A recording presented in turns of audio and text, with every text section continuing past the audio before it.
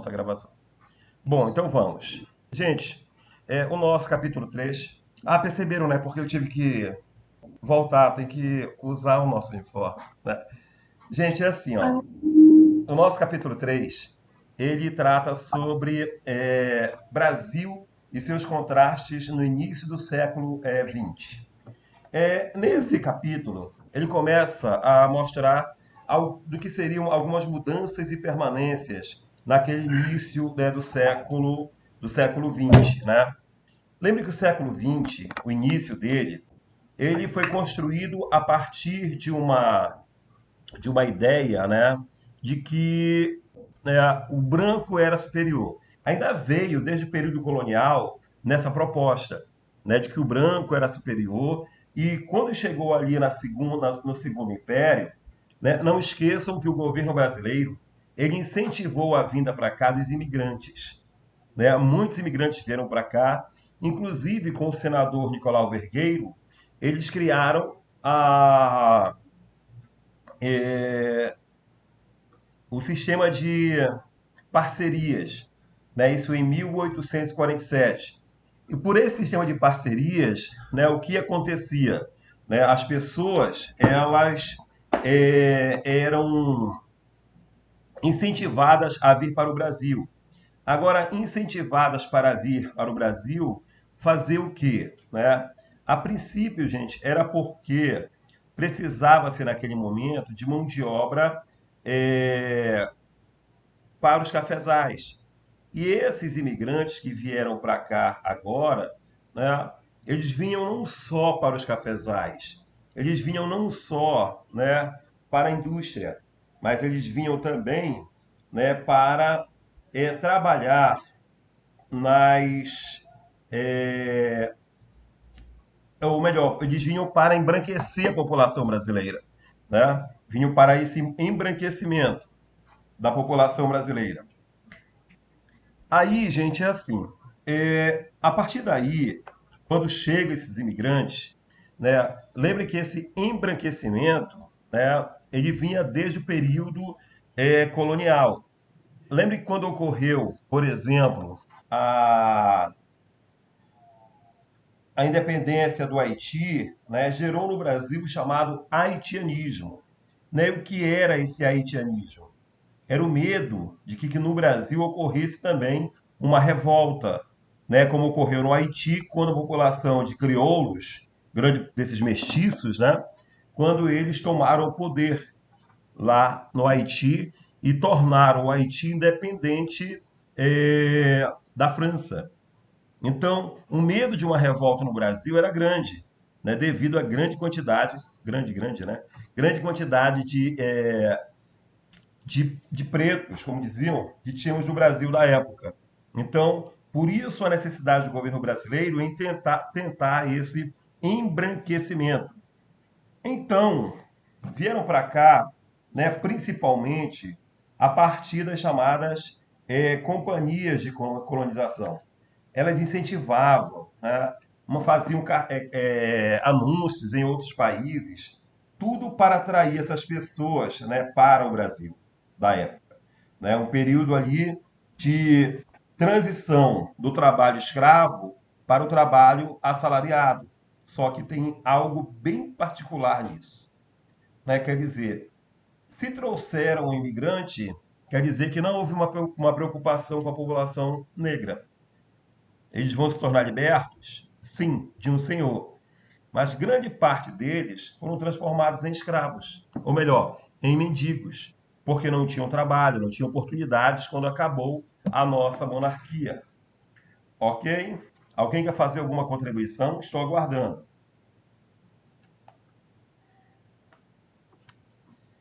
Professor, não sei se vai estar certo, mas se eu não me engano, Quem está esses falando? ex Wissam, Luizão, esses eu ex gostaria, só um minutinho, que quem for falar, se puder abrir sua câmera, seria interessante. Fala, termina e volta de novo. tem que abrir a câmera. Não, se não tem, tudo bem. Não tem problema não, vamos lá. Se eu não me engano, esses ex-escravos aí, como eles não tinham mais o que fazer, não tinham uma forma de ganhar dinheiro, eles voltavam para os seus ex-donos e voltavam a ser escravos de novo porque eles não tinham uma forma de ganhar dinheiro para viver. Exatamente, exatamente. Era de voltar lá, pedir um abrigo, alimentação. E em troca disso, eles moravam na fazenda. Deixavam de ser escravos para ser servis, né? Que o trabalho servil, ele tem essa característica. Bom, então, né, gente, muito desses imigrantes, né, dessas companhias de colonização que vieram para o Brasil, muitas delas elas contratavam os imigrantes para capturar índios, para matar índios. Vocês lembram como eram chamados esses imigrantes que vinham para cá com essa função?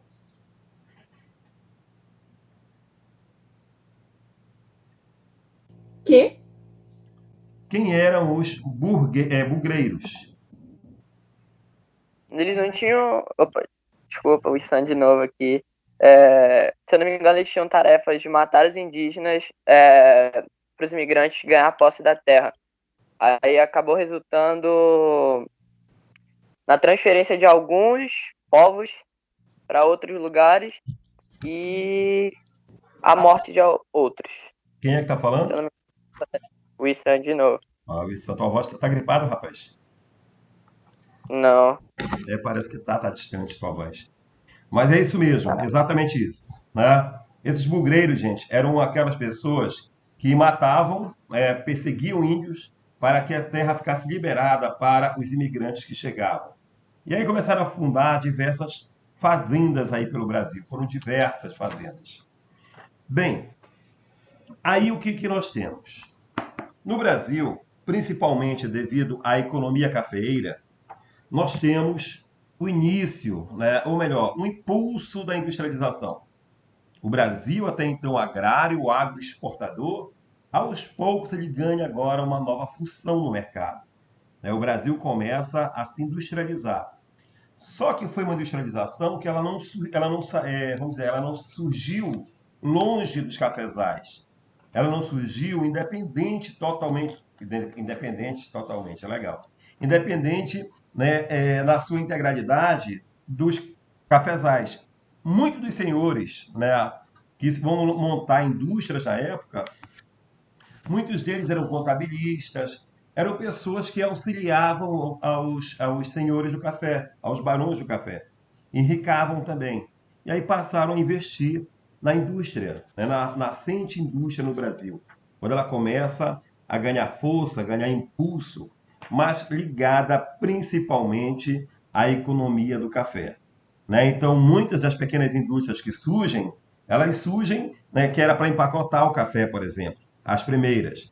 E depois começam a surgir outras indústrias, claro que em outros setores da economia. Né?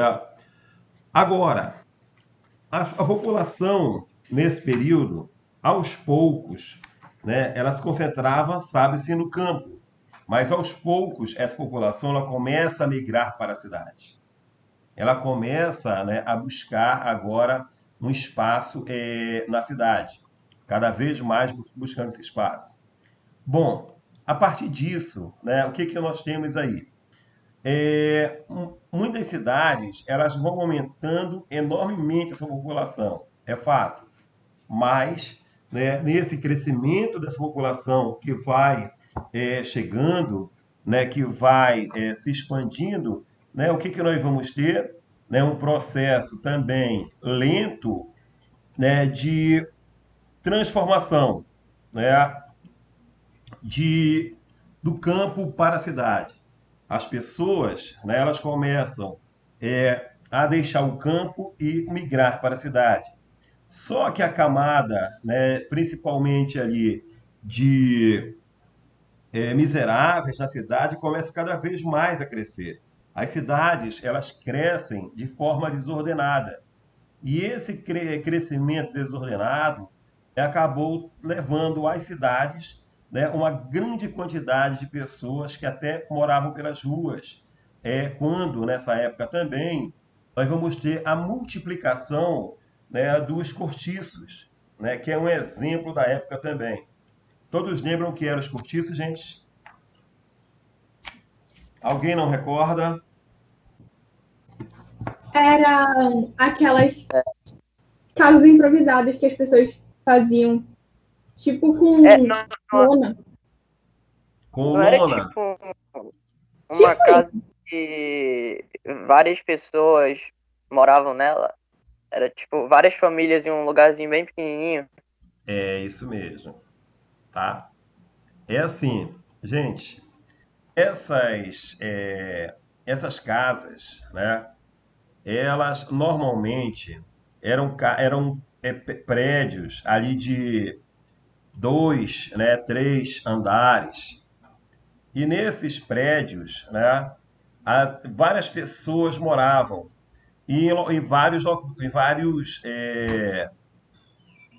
até no mesmo quarto, né? A quantidade de pessoas acumuladas era muito grande mesmo.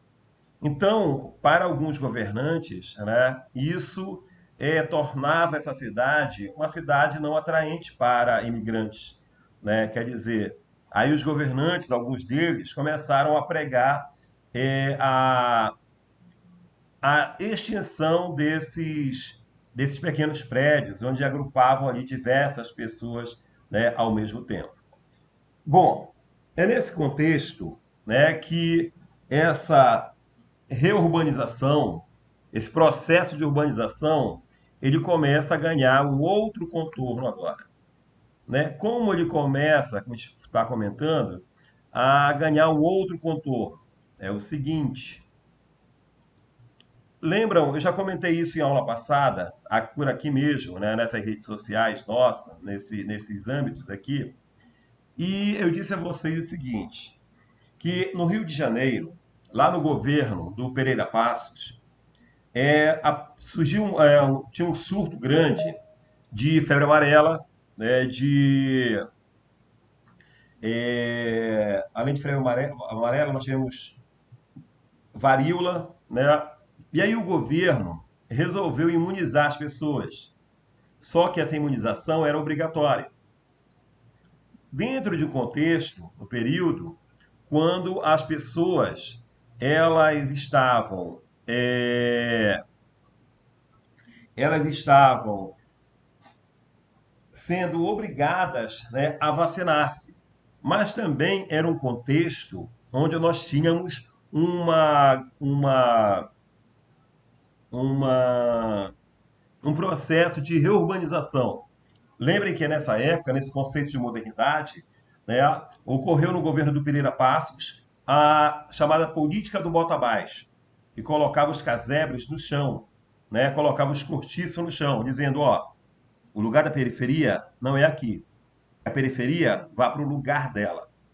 Né? Então, quando eles destroem essas casas com paredes de barro, telhado, a cobertura de palha, por exemplo, os cortiços, aquelas várias pessoas amontoadas em pequenos apartamentos, e essas pessoas são obrigadas a migrarem para outro local.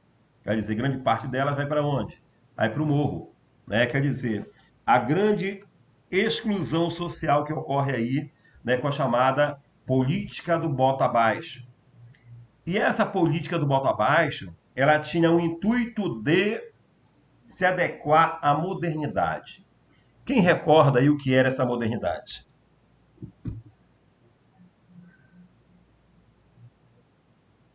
Alguém comenta o que era a modernidade?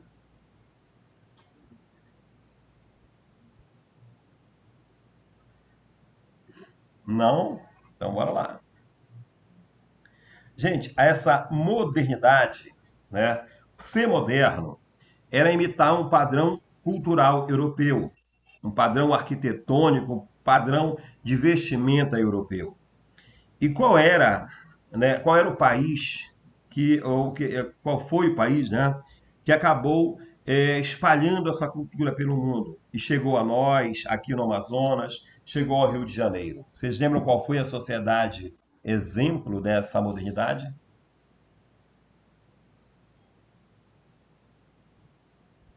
Alguém? Louise? Vera França? Franz? Quem falou? Marcula? É. Isso mesmo, Marcula. Parabéns, perfeitamente isso mesmo, tá? Então, foi aquele período, como falou a Margula agora, que a França virou o modelo, né, arquitetônico, né, de vestimenta. E aí o Rio de Janeiro tentou se adequar a essa modernidade, né? Então, para adequar essa modernidade, o Rio de Janeiro fez o quê?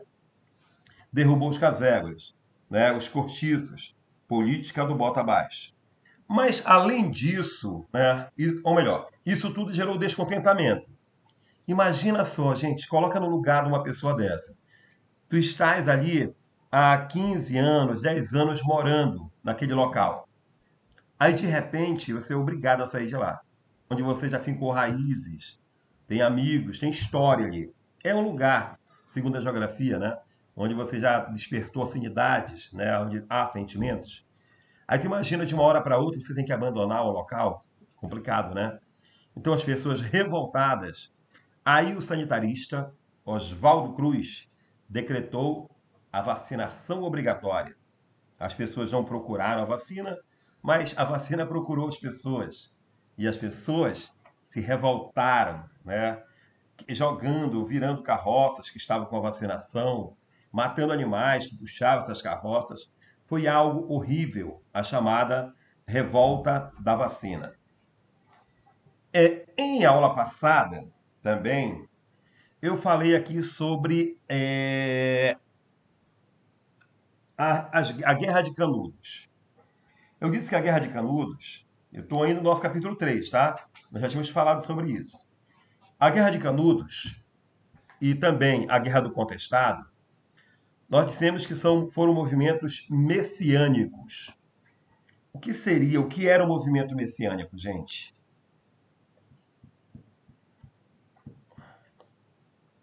Quem gostaria?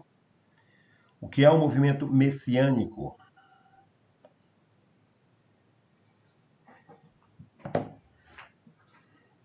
Estou aguardando vocês, vamos lá.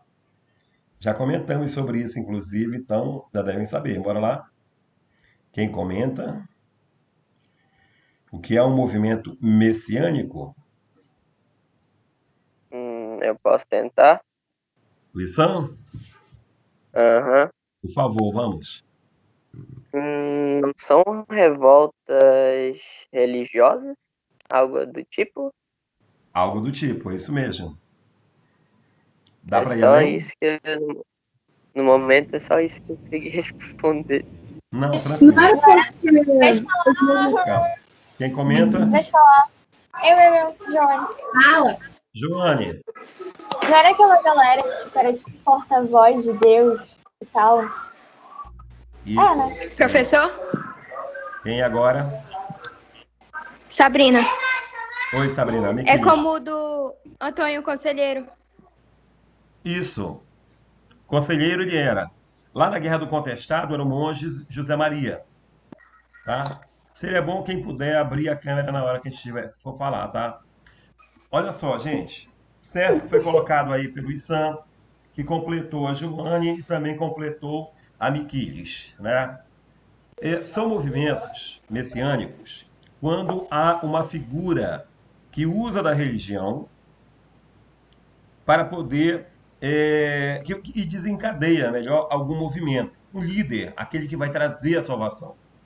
Então, messiânico é referência ao Messias, né, aos povos judaicos, ok? Que aguardam o Messias, aquele Salvador.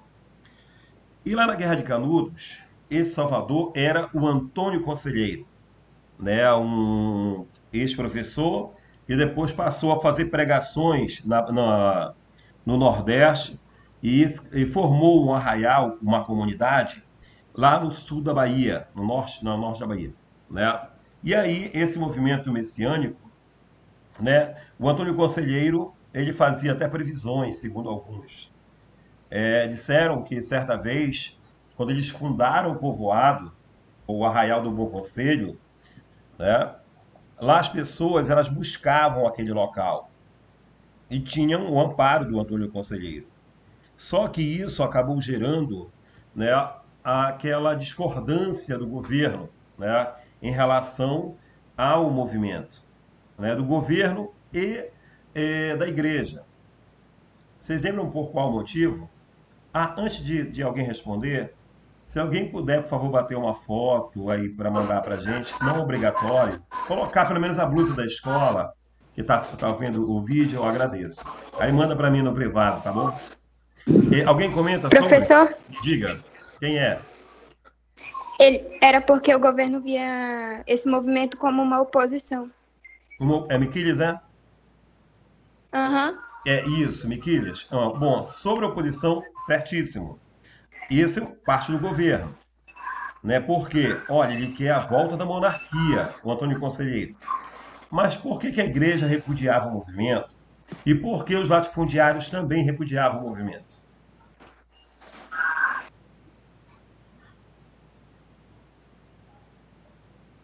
Alguém pode?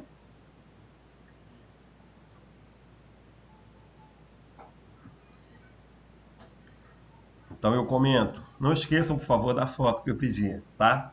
Gente, olha só. A igreja, por que ela repudiava? Ele pregava a religião e não era um religioso. E para a igreja isso era inadmissível, tá? A religião deveria ser pregada por alguém formado pela igreja. Tá, e os latifundiários, qual o motivo? Por que eles repudiavam o Antônio Conselheiro? Gente, os latifundiários estavam perdendo mão de obra. As pessoas fugiam das fazendas para ganhar uma terra lá com o conselheiro. Viviam muito bem, de repente nem tanto, mas lá não tinha perseguição do seu senhor. Lá não, eles se alimentavam um pouco melhor, porque produzia-se geralmente em mutirão, quer dizer, as pessoas se reuniam nesse arraial, nessa comunidade, para produzir para o coletivo. E das profecias do conselheiro, ele disse: olha, sofreremos 4 fogos. Os 3 primeiros são nossos. O quarto, a Deus pertence. Palavras do conselheiro. E ele tinha razão, ou teve depois, né? Que seria uma profecia dele. Os conselheiristas venceram as tropas do governo 1, 2, 3 vezes. Na quarta, eles foram derrotados. Por quê? Porque não foi um exército somente. Eles formaram uma força nacional. E essa força nacional, inclusive dessa força nacional, o Amazonas participou. Lá na praça, ali do que nós chamamos de Praça da Polícia, ali em frente à escola, ao Dom Pedro, né, a escola, lá no Museu da Polícia, verifique, se não me engano, no 2º andar. Lá tem a bandeira usada pelo exército local, pela guarnição local que foi lutar lá contra o grupo de conselheiro, tá? Então foi movimento messiânico. Outro movimento messiânico ocorrido foi o do a Guerra do Contestado. Deixa eu colocar aqui para vocês a imagem, tá?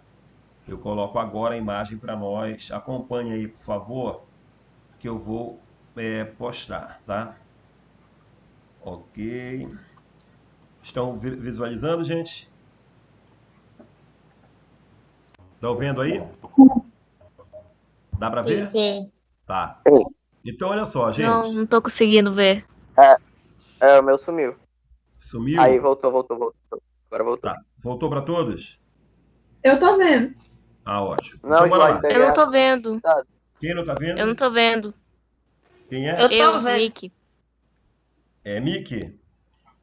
Miki, Agora eu tô vendo. você tá vendo agora?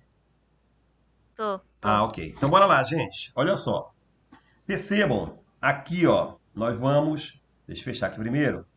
Aqui, olha só, uma rota que está sendo formada.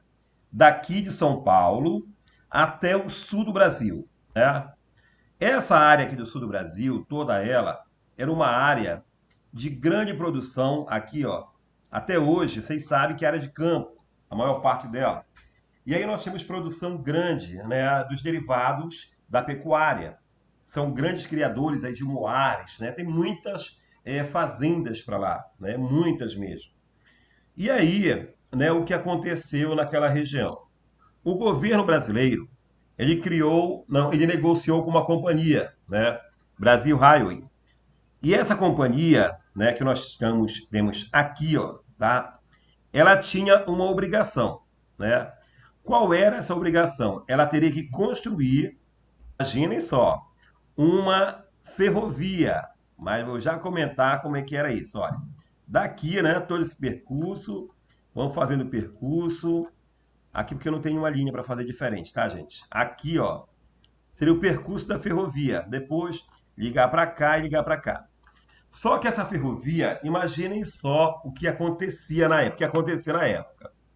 De um lado e outro dela, desse lado aqui, né, aqui, deixa eu colocar em outra cor para a gente saber aqui como funciona. Deixa eu colocar aqui numa outra cor. Vou colocar em azul, né? Então, bora lá. Então, olha só. De um lado dela, bora imaginar que aqui, de um lado da ferrovia, aqui de um lado, aqui ainda, aqui é o outro lado da ferrovia, aqui o outro lado. A ferrovia é o de vermelho no meio, tá, gente? Olha só, gente, o que aconteceria. De um lado e outro da ferrovia, né? Então, para cá, da ferrovia para um lado dela e daqui para o outro, em cada lado teriam 15 quilômetros. Então, no total, imaginem, 15 para cá e 15 para cá, essa companhia, Brasil Highway, ela teria 30 quilômetros para ela. As pessoas que moravam nessa área aqui, gente, deixa eu colocar para nós aqui, né? As pessoas que moravam nessa área todinha aqui, ó, nos arredores da ferrovia, elas teriam que abandonar a terra. Porque aí a companhia, ela teria a missão de fundar povoados. Entenderam, gente? Alguém não entendeu? Tá tranquilo até aí? Estão me ouvindo? Uhum. Tá? Tá de Então, boa. oi? Professor, pode repetir, por favor, de novo? Eu repito. Eu disse assim, ó, que eu não fiz certinho a linha, né?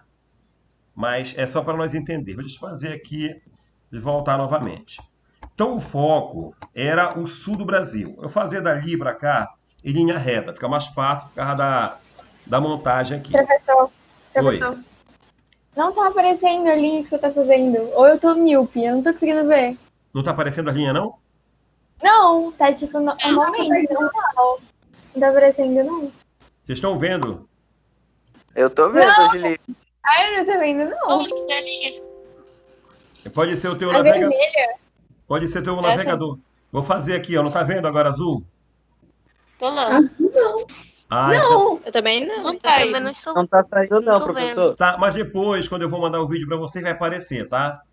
Então imaginem lá, gente. Peraí, deixa eu colocar aqui. Eu vou tirar aqui para a gente conseguir fazer. Pera lá. Só um minuto. Voltando aqui. Então, bora para cá. Aqui. Vocês estão vendo aqui agora essa página em branco? Dá para ver? Agora só tá aparecendo seu. Sim. Agora foi. Tá, então bora Sim. lá. Eu vou fazer aqui para Agora a gente abriu. entender. Tá, então vamos aqui, quebras. Cadê, meu Deus do céu? Opa, inserir formas. Então bora para cá. Você imagina que aqui, deixa eu colocar ela mais grossinha, essa linha. Formas. Bora colocar aqui. Dá para ver em azul aí? Dá, gente? Dá. Beleza, então bora lá. Agora dá. Pronto. Aqui, bora imaginar que é a ferrovia ligando São Paulo ao sul do Brasil, ok? Aí, essa companhia, ela teria de um lado, bora colocar aqui, vou copiar mesmo para a gente facilitar. Só vou colocar aqui de um lado e do outro, não vou colocar aqui. Então, bora mudar a cor dela agora.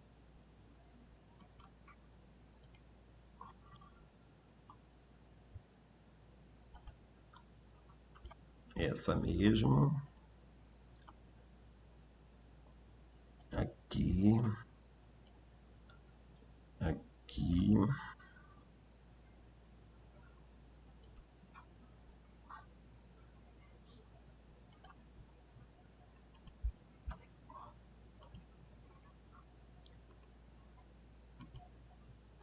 Estão vendo agora, gente? Dá para ver? Sim. Sim. Tá. Então, Dá. nós temos aqui 3 linhas, tá? 3 linhas. Deixa eu ampliar mais. Aqui, ó. São 3 linhas, tá? Então é o seguinte, olha só. Nessa parte vermelha, em azul, é a ferrovia, certo? Que ligaria São Paulo ao sul do Brasil.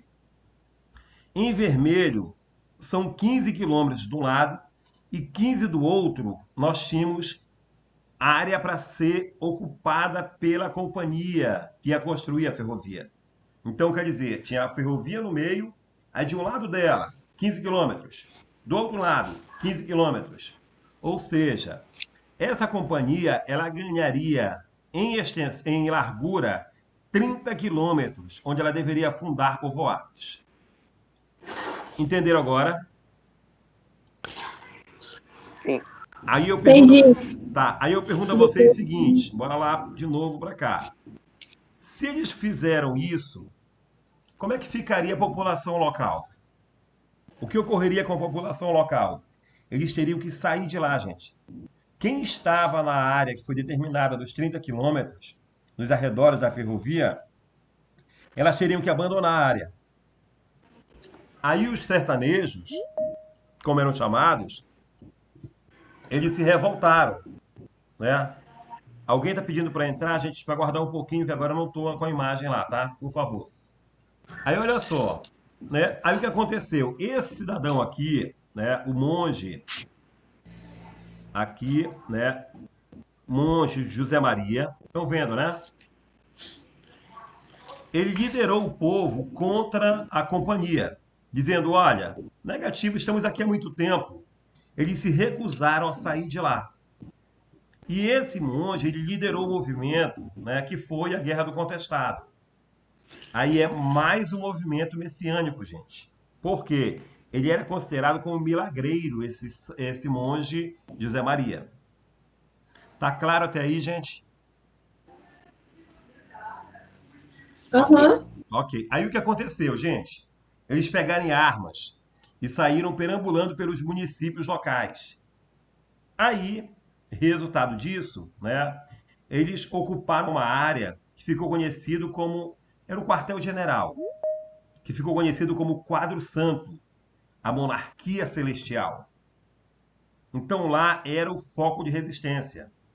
Entretanto, gente, o monge José Maria, ele morreu em combate.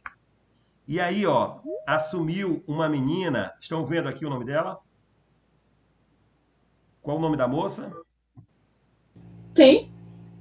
Eu disse que o monge morreu. E aqui, ó, tem uma moça, Maria Rosa. a Maria Rosa. Maria Gente, Rosa, né? ela tinha 15 anos. Aí eu pergunto, por que que ela assumiu o comando do movimento? Por que que as pessoas passaram a segui-la? Ela é parente do José Maria? Mais do que isso. Ela é filha do José Maria? Pois é. Mais do que isso. Quem falou foi o Ela era a Felipe. esposa do José Maria. Quem que tá falando longe? Foi a Joane? Foi a Joane? É a Renata. Não, Ah, é a Renata. Parazinha. Esposa? Não, mano. É não, mano. Não, Irmã. Gente, ela era mãe dele. mãe dele... Mano, ela tinha 15 anos. Ah, é? Ai, não sei. Mano, é o seguinte. Desisto. Gente, Ela se apresentou como vidente, que nem todo mundo. por aí, Green, por aí. Gente, ela foi considerada como a reencarnação do José Maria. Eu ia falar. Ah, Aí quer dizer, Eu por já isso sabia já. ela teve Tava na cara. isso, tantos seguidores, tá? Bom, um outro evento é o cangaço, falamos na aula passada, que foi um movimento também visto como um banditismo social. Quem lembra da história dele com Maria Bonita? Alguém poderia contar para nós? Um sotaque bom de fazer seria de Juliana. Que história? Quem poderia contar? Lembra da historinha que nós contamos na aula passada? não tava aqui. Da Ele foi cobrar. Conta pra nós aí com sotaque, Juliana. Não era. Eu não lembro direito, não, mas. Não levo direito não, mas já fala assim. Conta pra nós aí, como é que era? Quem conta? Não era Não daquele que. era, não. A Pra- filha do cara que estava devendo pra ele. Aí ele Sim. falou, tipo, pra cobrar sua dívida, pra pagar sua dívida, me dê sua filha. Não foi alguma coisa assim? Isso. Foi. Juliana, conta aí, Juliana, como é que foi isso? Não.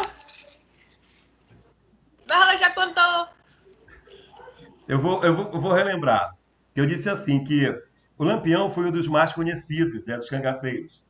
E há um caos, não se sabe exatamente se foi verdade, mas conta-se que tinha um cidadão que devia uma grana a ele, uns valores.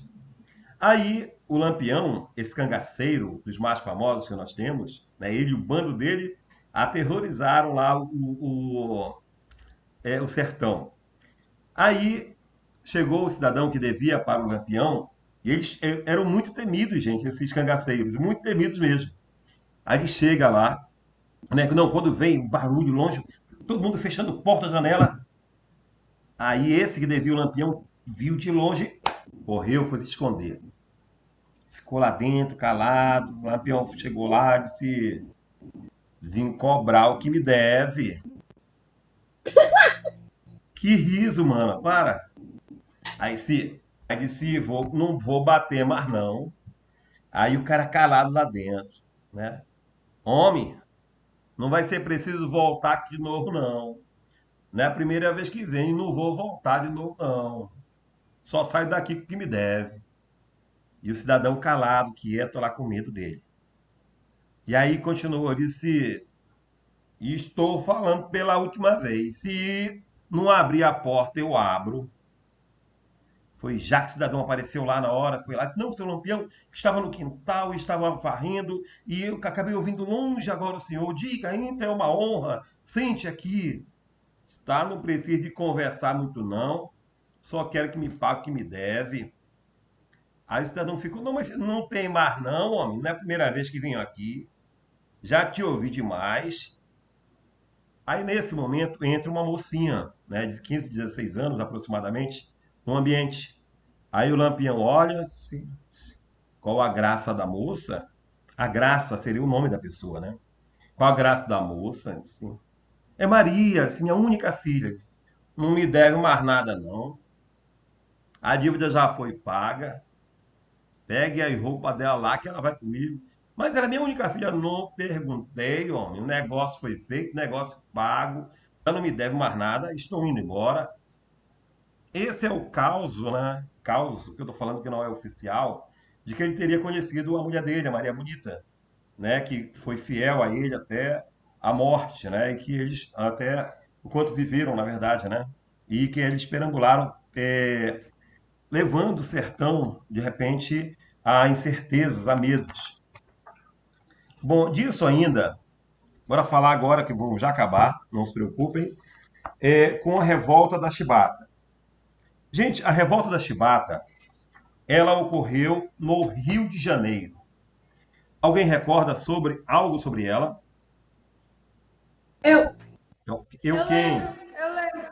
Isa. Eu, Renato. Isa. A Isa falou Eu primeiro. vai falar. Aí vocês complementam, tá Ai, bom? não. Green, vai, mana, diz aí.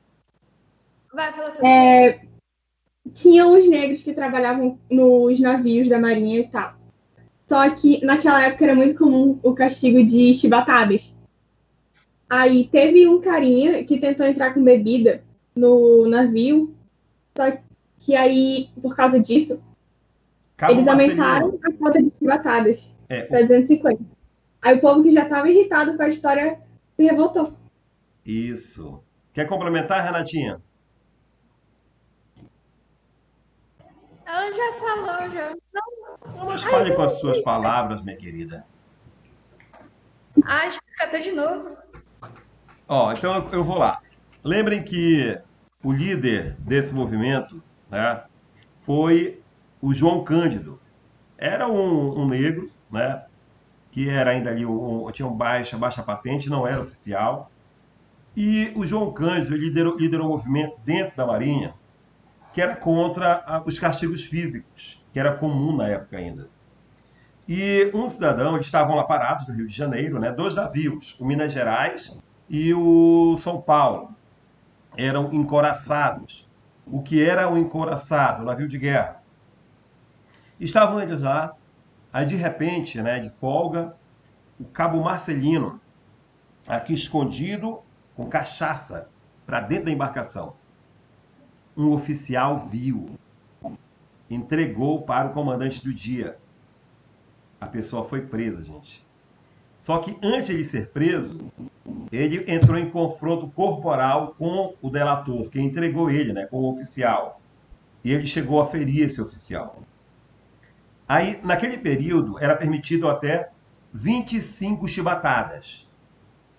Agora, a chibatada só servia para os não oficiais, que eram mestiços, né? E que poderiam ser, até a escravidão, poderiam ser escravos.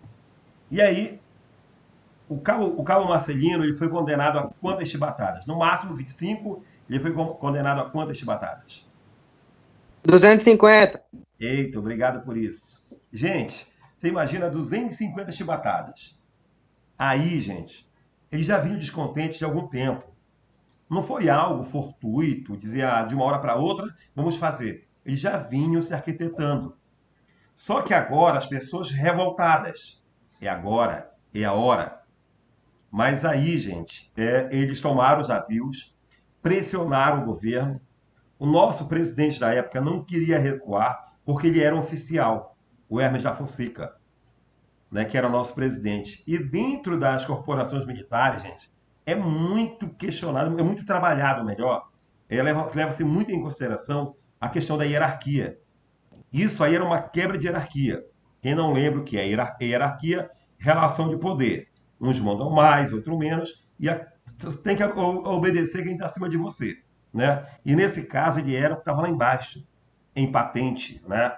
E ele estava confrontando, eles mataram 4 oficiais, brancos, claro, né? E aí o governo, para acabar com a revolta, prometeu anistia. Anistia, o que é anistia? O perdão. Eles não seriam punidos. E se entregaram. No outro dia, ele mandou prender as pessoas. Alguns mandaram para a nossa região. Se não sabem, a nossa região servia como presídio. Vir para cá, para te voltar para o Centro-Sul, era difícil. Além do clima, né, para eles inóspito.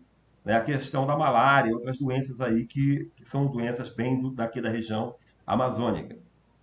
Bom, revolta contra os castigos físicos da Marinha. Outro ponto, vocês devem ter estudado isso com a tia Manu, com a Emanuele. A Semana de Arte Moderna de 22. Né? O que foi? Quem lembra aí?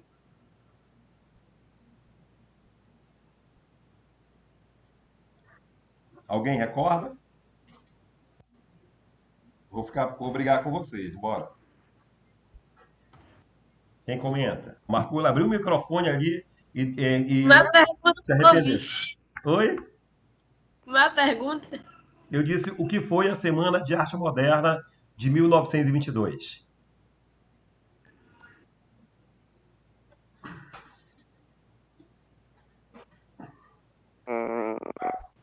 Lembram? Gente, bora lá. Eu comento logo sobre isso. Foi ali em fevereiro de 22, tá? É assim, a Semana de Arte Moderna, ela foi vamos dizer assim, uma valorização das nossas personagens locais. Até então, os movimentos literários, que vocês vão ver isso a partir da primeira série, acho que não vê isso não, né? Estilo literários. Então nós temos aí, né, de trovadorismo, barroco, né, que nós vamos na arquitetura, em várias áreas aí do conhecimento, né, dentro no processo da arte, da literatura e tudo mais. Aí depois você vai chegando para romantismo, modernismo e assim por diante. E nessa época, né, até ali no Brasil, era assim. Nós importávamos estilo literário. Só que esse importar de estilo literário, eles não tinham, as personagens não eram locais. Então você imagina, de repente, um livro falando sobre os dias frios, né, com temperaturas médias ali de 5 graus, né? E isso durante o dia, à noite abaixo de zero, né? Naquelas áreas de montanha, não era o nosso contexto, não era a nossa realidade. Então nós importávamos o estilo literário, mas nós não tínhamos a nossa realidade local. Então a Semana de Arte Moderna, ela foi muito mais uma reação contra esse estrangeirismo, mas com uma observação. Não é que barrassem os estilos literários. Não é que nós tivéssemos que criar os nossos estilos literários. Não. Nós poderíamos receber influência de fora, trazer, importar estilo literário, mas que dessemos a esse estilo literário a nossa realidade, que retratássemos, né, por exemplo, a vida do operário no Brasil, a questão do negro, do escravo no Brasil, né?